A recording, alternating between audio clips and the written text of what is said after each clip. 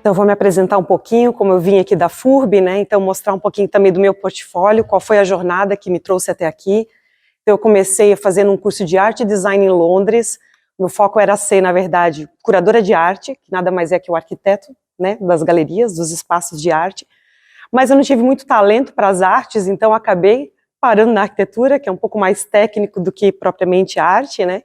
Então, depois que eu fiz esse curso na St. Giles School lá em Londres, vim para a FURB, fiz a faculdade, depois eu fui fazer um curso de especialização em design de interiores, quando na época não existia faculdade de design de interiores como existe hoje, foi uma das primeiras do Brasil, que é o TFPR, que é a Universidade Tecnológica Federal do Paraná, de Curitiba, e depois eu fiz um curso de design de lojas, especificamente, no Instituto Europeu de Design de Milão. Lá realmente foi assim, um ponto de virada muito importante, porque até então a gente fazia o varejo de uma forma mais empírica, a coisa ia acontecendo e você ia fazendo conforme você sentia que ia funcionar.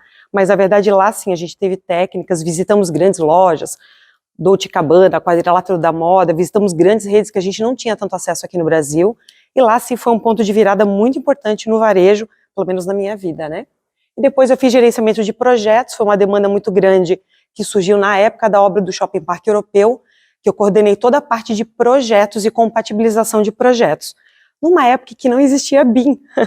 Então a gente fez toda a compatibilização em 2D, os projetos eram entregues no CAD, em PDFs e CAD, quando tinha PDF, muitas empresas entregavam em PLT, então eu tinha que fazer a compatibilização no CAD mesmo, todo em 2D, então era no braço mesmo, tinha que ter entendimento do projeto, ali não tinha como fazer de conta que você sabia, você tinha que ter domínio. E no período da obra, a gente ficou 1 ano só na compatibilização do projeto, ajustando para a execução da obra mesmo. Então, eu quis trazer um pouquinho, então, eu sou fundadora da Guedes Arquitetura, visto todo esse currículo, né? Sou designer de interiores comercial, tenho especialização na área, sou arquiteta e urbanista, gestora de projetos, consultora para o varejo, e eu criei o conceito de arquitetura de performance, que é, na verdade, o que eu aplico nos meus projetos de arquitetura. Então, o que a gente trabalha, né, na Guedes Arquitetura? A gente desenvolve projetos de arquitetura, design de interiores, gerenciamento e consultoria para o varejo e também tropicalização de projetos. O que é isso? São redes internacionais que, quando vêm ao Brasil, além de precisar da tradução efetiva dos projetos, precisa também da adaptação para as normas técnicas e homologação de materiais. O que seria isso? A gente fez esse trabalho, por exemplo, para a Cinépolis Brasil e até para a Zara aqui em Blumenau.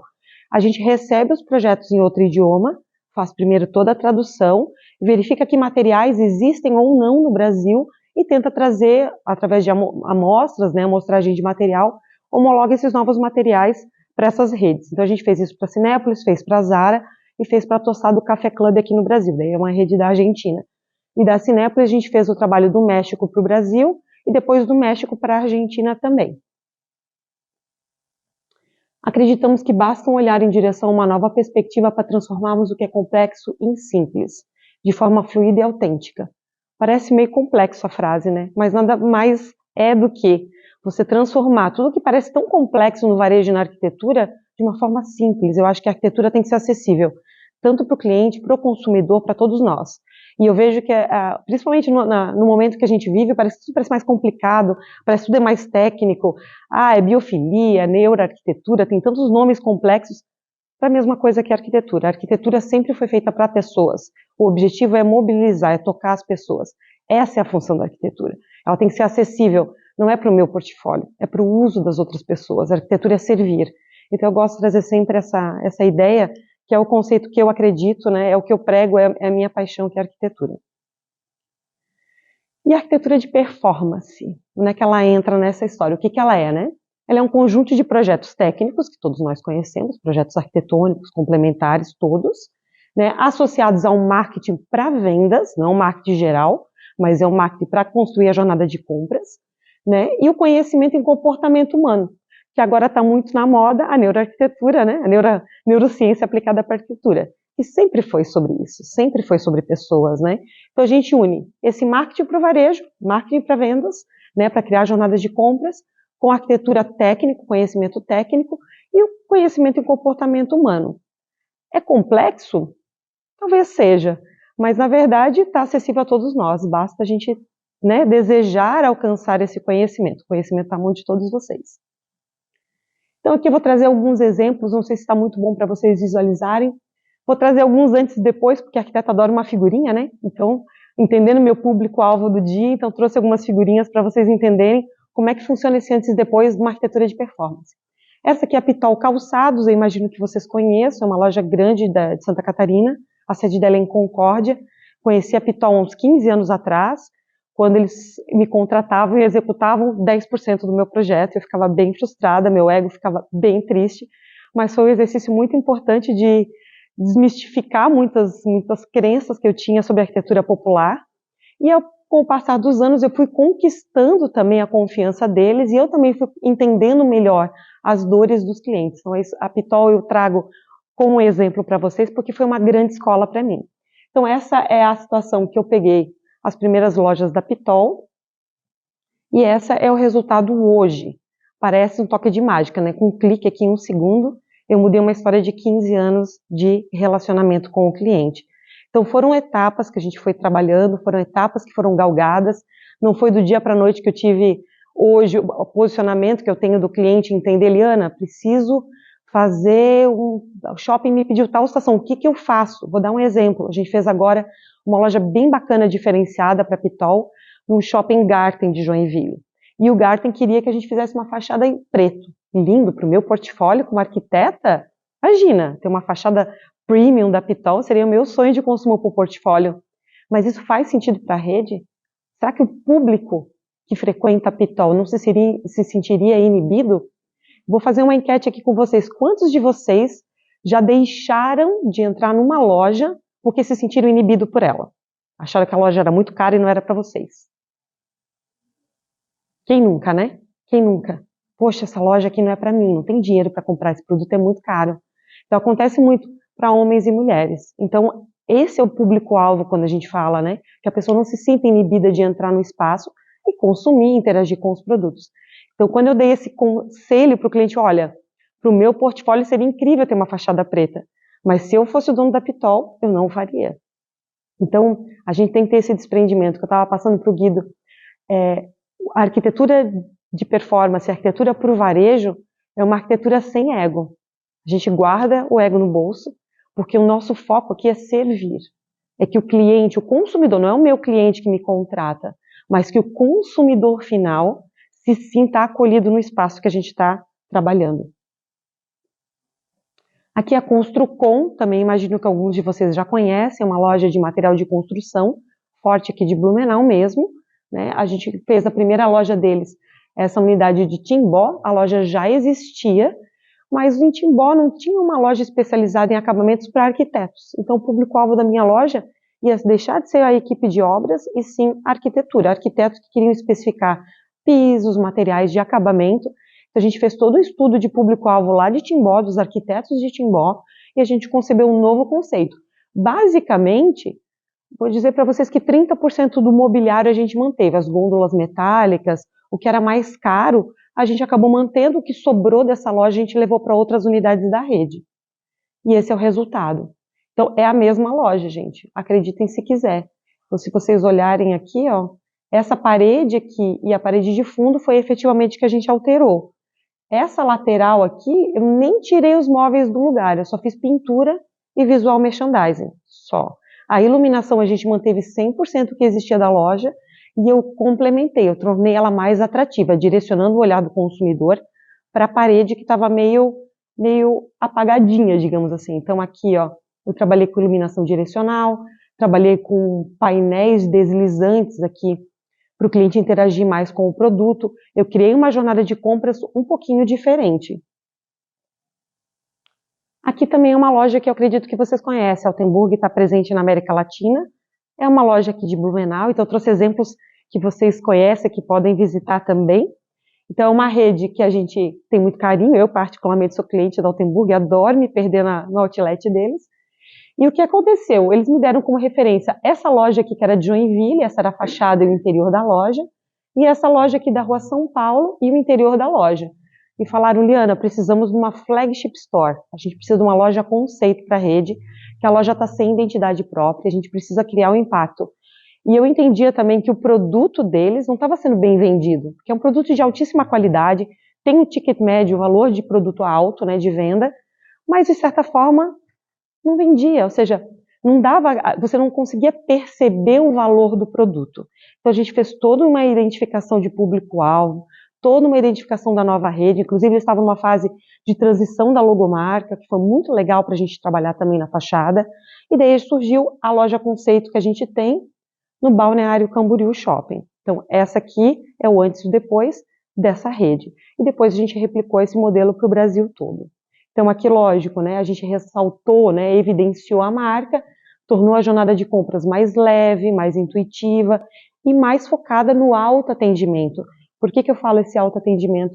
Porque aqui, ó, praticamente, você precisava do vendedor para te orientar qual é o setor. Ah, eu preciso comprar um jogo de cama para uma cama queen size. Onde é que eu encontro na loja? Não estava claro. Então a jornada de compras, a procura pelo produto era muito difícil. E aqui não, aqui a gente tornou ele fácil, acessível, estava indicado, aqui que não aparece muito bem aqui na imagem, mas ele ficava indicado, então o cliente conseguia se localizar. E o melhor, ele conseguia se perder também na loja. Se ele quisesse visitar, apenas conhecer o espaço, ele tinha essa possibilidade. Que antes não, né? Quando a gente vai numa loja que está muito bagunçada, a gente muitas vezes deseja entrar, comprar o que a gente precisa e fugir da loja o mais rápido possível, porque aquela bagunça dá até uma claustrofobia na gente. Então é muito importante a gente entender essa jornada e perceba que a loja da Pitol tem um público-alvo, a Construcom é outro público, e percebam que a Altenburg é outro público completamente diferente. E percebam que não existe uma identidade da arquitetura, nossa, esse traço com certeza é da Liana. Não, não tem. Porque esse traço tem que ser da identidade da marca, é do cliente. A gente está focando no consumidor final e na marca que eu estou vendendo. Então aqui, como eu falei, a gente bota o ego no bolso, segue a festa, segue o baile. Então, como eu sei que arquiteto gosta de figurinha, trouxe mais figurinha para vocês.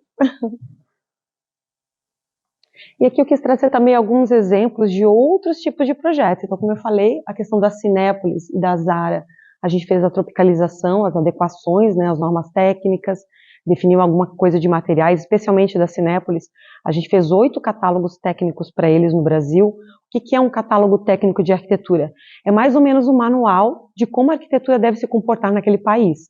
É tipo um manual de carro que tem lá todas as especificações, todos os materiais. Então, antes de iniciarem efetivamente as unidades no Brasil, a gente fez toda essa tropicalização dos manuais e desenvolveu diversos projetos executivos para a Cinépolis. Foi um trabalho de 7 anos, que na verdade cessou de fato por conta da pandemia, que eles deram uma segurada na abertura de novas unidades. E na Argentina também, a gente fez 3 catálogos para eles. Por incrível que pareça, a gente traduziu do português para o espanhol de volta, a gente fez o caminho reverso, porque muitos materiais já estavam homologados no Brasil que ficariam mais adequados para o público da Argentina do que era para o México. Então a gente também fez essa adequação. Na ocasião da Argentina, a gente fechou uma parceria com um escritório grande de arquitetura lá, para entender mais sobre a cultura da Argentina. Então, uma coisa é eu trabalhar no Brasil, e mesmo no Brasil, no caso da Cinépolis, vou dar um exemplo bem simples, eles têm 4 categorias, 4 linhas de projetos, que é o básico econômico, né, que eles chamam, o normal, que é o standard, o VIP e o premium. Então, são 4 linhas que a gente trabalha. E na linha normal, que era a linha que eles estavam aplicando no Brasil, para vocês terem uma ideia, a divisória dos banheiros era todo com aqueles montantes de madeira, que é uma linha mais sofisticada para o Brasil, por exemplo. Só que a gente foi fazer uma unidade em Cuiabá, e que eu fiz a visita técnica em Cuiabá, e eles faziam a lavação dos banheiros com lava-jato. Quanto tempo vocês acham que ia durar um montante de madeira de MDF com lava-jato? Uma semana? Um mês? Sim, muito. Então eu tive que homologar um novo material, portas de vidro, de repente paredes em alvenaria, revestidas com cerâmica. Então a gente teve que readequar esse material, aprovar com o México para criar um novo padrão para o Brasil em algumas áreas, porque eu tive que entender que a cultura lá era diferente aqui do Sul. Ninguém lava banheiro aqui no Brasil, pelo menos no Sul do Brasil, com lava-jato, né? E lá acontece isso. Então a gente precisa entender esse nosso público-alvo, entender como as pessoas vão usar aquele ambiente, né? Então é muito importante, mesmo numa grande rede, a gente entender que precisa fazer adaptações também. Da Zara, a gente fez as adaptações, foi a unidade aqui de Blumenau, porque eles não tinham uma unidade fixa ainda no Brasil. A gente atendeu até o diretor de operações da Zara da Espanha, que veio na época fazer a abertura das unidades, que foi a primeira unidade no Brasil fora de capitais. É um ícone para Blumenau, que infelizmente não está mais presente aqui no Shopping Parque Europeu, mas ele foi muito importante para a gente naquele momento. E a Copcia também trouxe aqui para trazer de exemplo, que é uma rede também aqui de Blumenau. Eles eram muito fortes na loja online, mas eles não tinham uma loja física. A gente criou a Flagship Store e os corners deles para colocar em outras lojas, como a Tok Stock, por exemplo. Então é uma rede que eu, pelo menos, tenho um apreço muito grande por ser daqui da nossa região. Gosto muito do produto também, foi um privilégio poder trabalhar com eles todo o desenvolvimento da loja conceito deles, que hoje está desenvolvida. Daí a gente volta para a arquitetura de performance, vimos tudo isso, mas o que é? Como é que é feito esse projeto? É um projeto normal? Como é que começa? Então, a arquitetura de performance ela tem 10 estudos principais. Primeiro, a gente avalia a curva ABC e o mix de produtos. O que é a curva ABC? É quando o cliente já tem uma loja e ele tem um relatório de vendas. Ali tem todos os indicadores daquela loja. Como eu brinquei com o Guida, a gente não acredita muito no cliente, a gente acredita nos números, nos indicadores. Porque às vezes o cliente diz que o público, meu público é A, B, C e D. Eu ainda brinquei com o Guida, eu falei, nossa, tá melhor que Jesus, né? Tá agradando todo mundo. É impossível, a gente tem que escolher um público-alvo, mesmo que outros públicos comprem, mas a identidade que a gente vai dar tem que ser escolhida, tem que ser definida. A gente precisa realmente tomar partido de que tipo de público a gente quer atender, e daí sim a gente foca o projeto para esse público. O mix de produtos é o quê? O que fica e o que não fica nessa loja. Por exemplo, no caso da Construcom, a gente eliminou os gabinetes de banheiro, que ele tinha um ticket médio muito alto, R$ 1.000, R$ 1.500, mas ao mesmo tempo a lucratividade dele era pequena e ele tomava muito espaço. Então eu eliminei os gabinetes de banheiro, que são aqueles móveizinhos de banheiro que a gente compra pronto, por áreas de acabamentos de metais, de chuveiros, de outros acabamentos hidráulicos que tinham um ticket médio melhor e um desempenho melhor de vendas. Então esses ajustes no mix em relação à arquitetura, a gente também auxilia o cliente interpretando esse relatório de vendas para a loja física, de como é que onde a gente coloca o produto. Então é no primeiro item que a gente define, curva ABC e mix. Daí a gente vai para o branding, a parte do manual da marca e a persona. Então entender quem é esse meu público-alvo. É o público A, B e C? É homem, é mulher? Quem vai comprar? É todo mundo? Então a gente precisa entender bem esse público que não é necessariamente meu cliente. O cliente que me assina o contrato não tem nada a ver. Então a gente precisa se dissociar do nosso cliente e se dissociar do nosso próprio gosto pessoal. Porque muitas vezes eu não sou o público-alvo daquela loja e eu preciso ter esse distanciamento e entender mais a fundo. Então, realmente, você precisa ter um entendimento mais profundo de pessoas. Jornada de compras. Essa é uma frase que geralmente causa um estranhamento. Principalmente quando a gente fala jornada de compra, jornada de consumo. Pense quando vocês vão fazer uma viagem. Vou ficar 10 dias numa cidade, uma semana. Que locais eu vou visitar? O que eu vou fazer naquele período? Você se programa antecipadamente para não perder muito tempo da sua viagem pensando no que fazer. Então você faz um roteiro meio genérico dessa jornada de viagem, dos passeios que você vai fazer. Numa loja é exatamente a mesma coisa, só que focada dentro de uma loja. Então qual é a jornada? Que caminho que eu quero que o meu cliente percorra? Onde eu quero que ele passe? O que eu quero que ele veja? E até onde que eu quero que ele vá? Então isso tudo parece que não é controlado, mas sinto lhe informar, vocês são controlados sim pelo projeto de varejo. Quem nunca foi no supermercado para comprar itens básicos, não sei, um pão, um queijo, e chegou lá, comprou uma perfumaria, comprou algo que não tinha a menor necessidade, quando você chega em casa você se dá conta. Então, essa jornada, ela realmente é instigada, a gente fala que é uma jornada de cognição. A gente mostra um produto para o cliente que ele ainda não sabe que tem o desejo, para que a gente consiga ativar esse desejo nele. Então, eu vejo muito isso quando a gente vai num supermercado que está super acostumado, e do dia para a noite eles simplesmente mudaram todas as gôndolas de lugar, Mudaram todos os produtos, onde era o leite está do outro lado, mudaram tudo. Aquela raiva do varejista que muda, poxa, eu estava acostumado, em 5 minutos eu fazia minha compra de mercado, agora eu levei 15. Esse é o objetivo. Por isso que a gente muda todo o layout do mix, para o cliente que está acostumado a comprar sempre nos mesmos lugares, ele começa a percorrer, fazer uma jornada de compras diferente. Então, quando vocês forem no supermercado que mudou o layout, lembrem de mim e pensem, tudo bem, mudaram para eu caminhar um pouquinho mais, entendi, eles estão vendo que a gente não está consumindo a mais, então lembrem de mim quando isso acontecer. A questão da setorização do mix e o layout. Então, depois que a gente define esses 3 itens que não tem nada a ver praticamente com a arquitetura, daí sim a gente vai setorizar. Então, no caso de um supermercado, vou trazer um exemplo bem simples. Onde fica o açougue, onde ficou o hortifruti, onde vai ficar a padaria. Então, a gente define esses setores e a partir de então vem para o layout. Então, o layout é praticamente o final do 4º item, não é o primeiro não.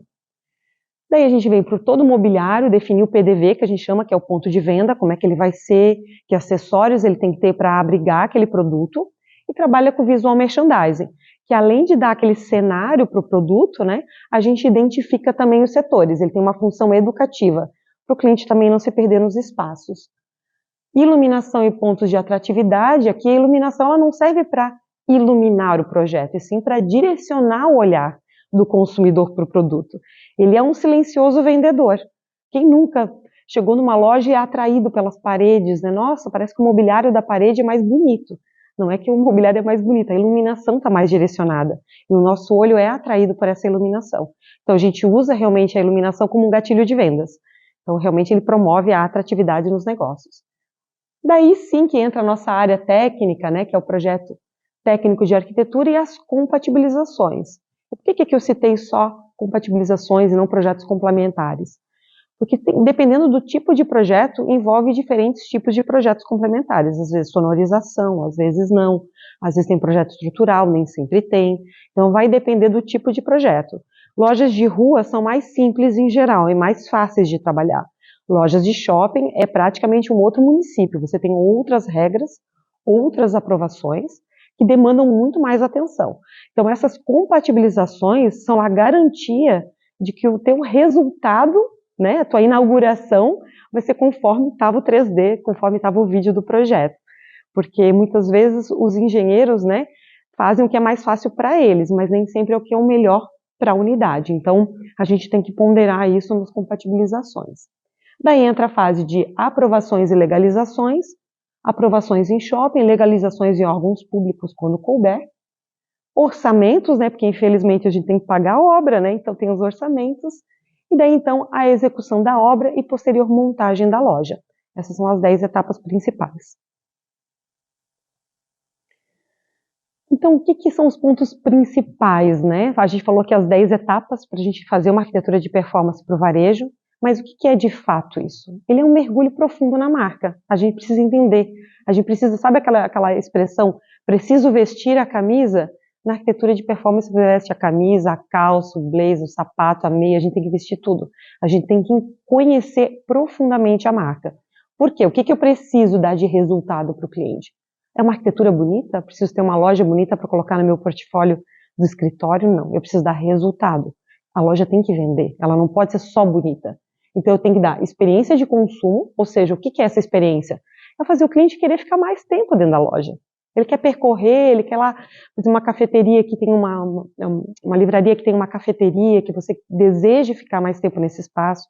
Então é muito importante a gente criar esse ambiente que é como se fosse a sala de estar da nossa casa. A gente quer ficar confortável e a gente quer passar o maior tempo possível ali dentro. Aumento de vendas, né? Porque o varejista não te contrata para deixar a loja bonita, sinto muito. Se esse era o objetivo de vocês entender que a arquitetura era para deixar bonito, não, eles querem vender. Eles querem que a loja seja atraente, que ela chame a atenção do consumidor para ele consumir. Então, esse realmente é o objetivo do varejista, né? Ainda que o da arquitetura não, a gente quer deixar bonitinho ainda, né? Fidelização da marca. Então, o cliente, por exemplo, a gente pensa numa Apple. Tem gente que não compra produto Apple, mas adora ir na loja, quer ficar lá dentro. Por que o cliente quer ficar lá dentro da loja da Apple? Porque existe o quê? Experiência de consumo, tem fidelização da marca, eu me identifico com aquilo, aquela marca me representa. Então, aí está a questão da fidelização. O design é atrativo, né? É um ambiente agradável, bonito, organizado. Quem não gosta de ficar num ambiente bonito?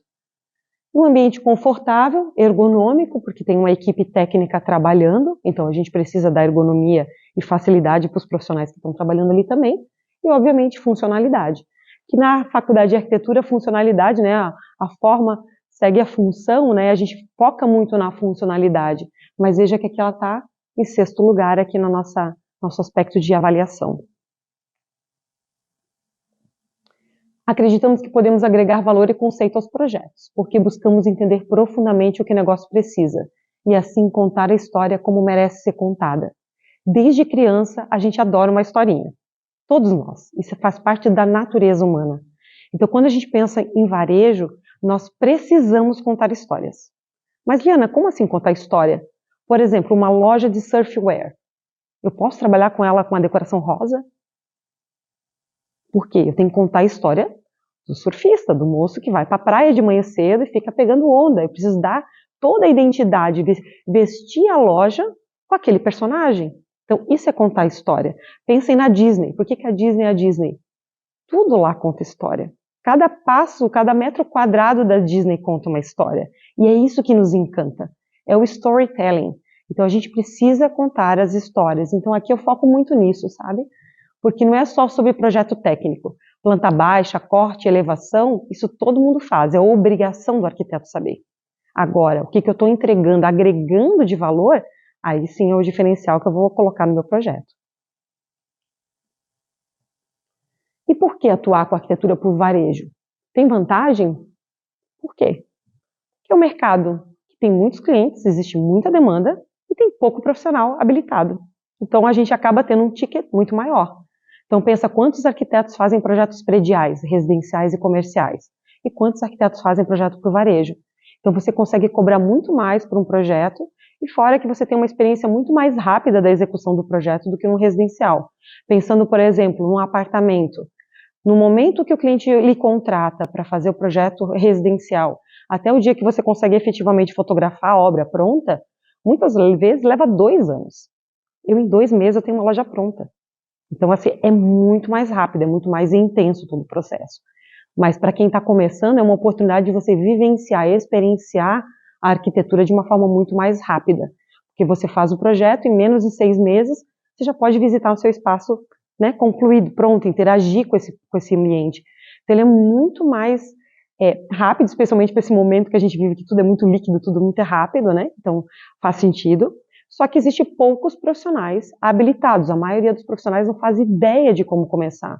Entende que a arquitetura para o varejo é criar uns nichos para botar o produto. Não, nada de nicho, nada de croica nos nichos, nada disso. Então é uma outra forma de pensar.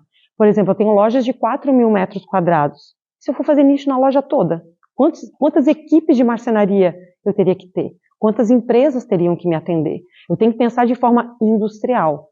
Quantas unidades eu vou ter na loja? Eu vou ter 5.000 peças, 5.000 módulos expositores. Quantos cabides eu vou ter? Eu vou ter 10.000 cabides. Vocês entendem que a escala é muito maior. Mesmo que seja uma loja satélite, como o caso, por exemplo, da Altenburg, que é uma loja menor, mas você precisa criar uma forma modular de exposição do produto. Vou dar um exemplo da loja de calçados.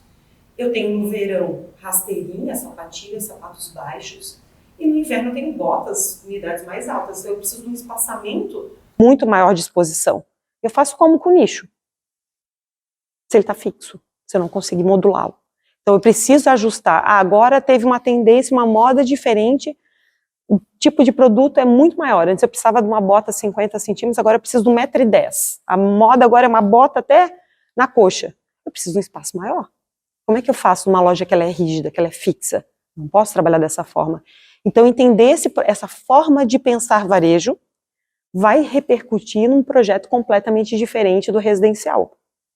Ainda que a representação gráfica pareça a mesma, ou seja, a planta baixa, cortes, as elevações, os detalhes são muito parecidos, são iguais, na verdade. Agora, a forma de pensar, o mindset, muda completamente a nossa forma de interagir com esse tipo de projeto. E onde o arquiteto do varejo busca conhecimento, né? A gente pensa na área residencial, a gente vai em Casa Cor, vai em feiras de arquitetura, a gente se envolve sempre nos espaços voltados para arquiteto. Mas no caso do varejo, Liana, poxa, me interessei, que legal esse mercado. Busco aonde informação? Onde é que eu posso ter mais dados, né? Ir atrás de mais informações. Dou 2 referências para vocês, que são 2 feiras internacionais que eu considero as melhores do planeta, que é a NRF, que acontece em Nova York. Tá? Na verdade, NRF é a sigla do National Retail Federation, que é a Federação Nacional do Varejo. É uma entidade americana que reúne 4,2 milhões de participantes. Então, todos os varejistas importantes do planeta vão nessa feira, que acontece geralmente na primeira semana de janeiro em Nova York. próximo ano, agora 2024, vai ser a primeira vez que eles estão fora dos Estados Unidos, e eles vão fazer uma unidade em Singapura. Por quê? Porque a China está bombando. Então eles vão para a Ásia, porque o mercado varejista está se concentrando todo lá, né? Quem não compra aí nos aplicativos, né, chineses aí? Então eles estão dominando o mercado. Então a NRF quer entender esse movimento e está indo para Singapura para fazer essa feira lá. E outra que os arquitetos gostam muito, que é a Euroshop, que ela fica em Düsseldorf, na Alemanha, acontece geralmente ela a cada 2 anos, e ela está desde 1966 no mercado. Então é uma feira muito grande, ela tem 8 pavilhões imensos, e realmente é tudo que você pode imaginar para o varejo tem lá. Tem um pavilhão só de manequins, mas assim, todos os tipos de manequins que vocês podem imaginar na face da terra. É incrível a feira. Tem um pavilhão só de iluminação comercial, como deixar, por exemplo, o pão parecendo mais quentinho, mais fresco, a carne mais bonita, a verdura, as hortaliças mais verdes, mais atrativas para o consumidor. Então eles trabalham com uma iluminação bem diferenciada, expositores também, tem pavilhões de arquitetos que atuam com varejo, com grandes redes. É uma feira, assim, excepcional. As duas, eu super recomendo. A NRF ela é mais conceitual, é mais sobre negócio, de como você orientar o teu cliente na parte mais de consultoria, que é o que eu prezo também muito.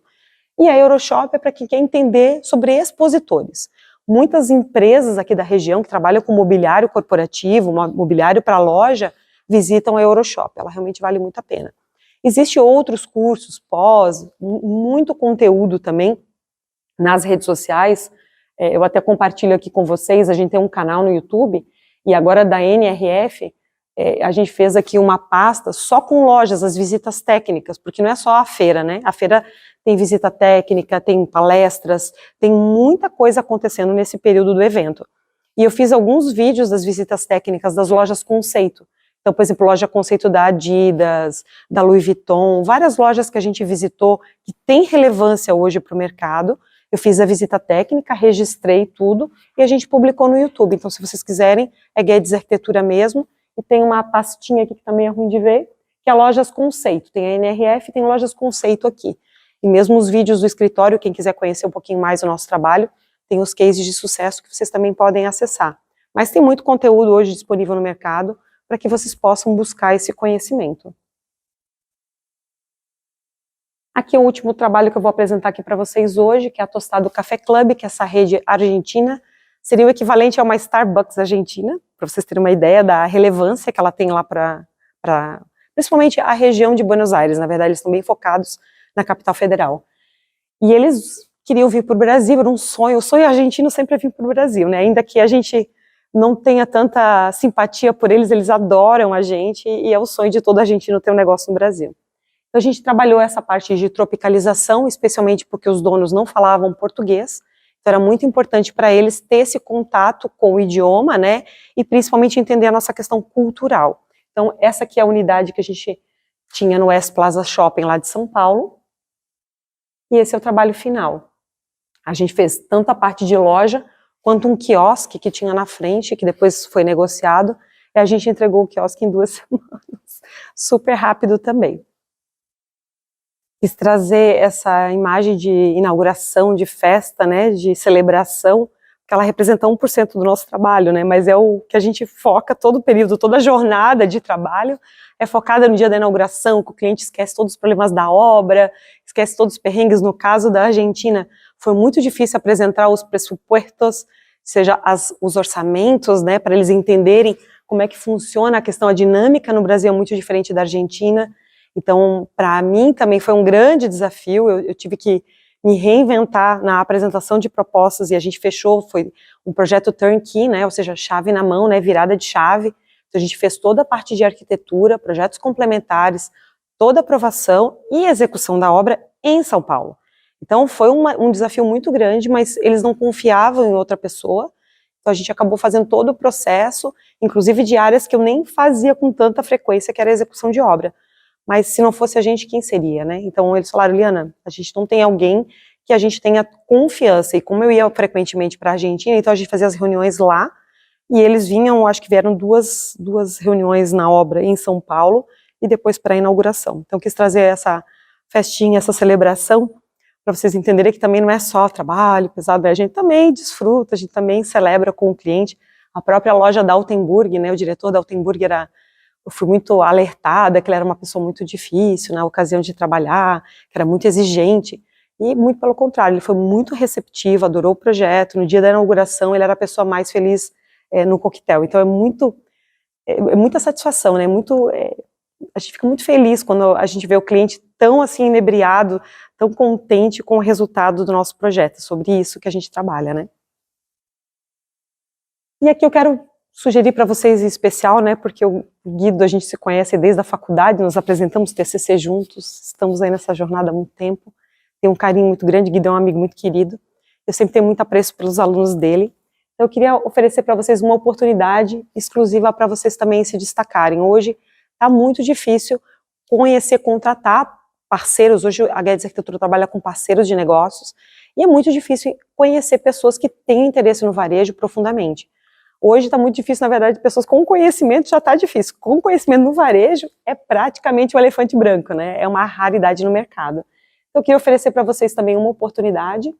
Então, uma mentoria presencial, eu estou trabalhando agora de forma a orientar alguns profissionais para que possam vir a atuar com a gente. Há uma demanda reprimida muito grande desde que acabou a pandemia. Realmente tem uma demanda absurda de trabalho e, infelizmente, tem poucos profissionais atuando. Então, a minha sugestão aqui para vocês é fazer uma mentoria presencial, porque a gente está cansado de coisas online, que parece que não tem experiência de consumo nenhum, então é sobre isso, é sobre jornada, é sobre experiência. E a ideia é apresentar para vocês, então, um case completo desse, como foi passo a passo, mostrar essa curva ABC, o que de fato aconteceu, né, nessa jornada, mostrar um case completo, presencial. A duração é mais ou menos de até 3 horas, né, para apresentar todo o case e mostrar como é que foi o processo dele. E as vagas são restritas a 5 alunos, que é o que a gente tem de espaço físico hoje disponível no escritório. Então, quem tiver interesse, aqui está o QR Code, que é o WhatsApp do escritório.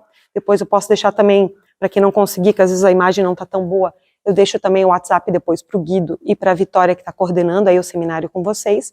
Eu fico à disposição de vocês, se vocês tiverem alguma dúvida, quiserem, enfim, alguma curiosidade, fico à disposição de vocês e agradeço mais uma vez a oportunidade e o tempo de vocês, porque o tempo é o que nós temos realmente de mais valioso hoje, né?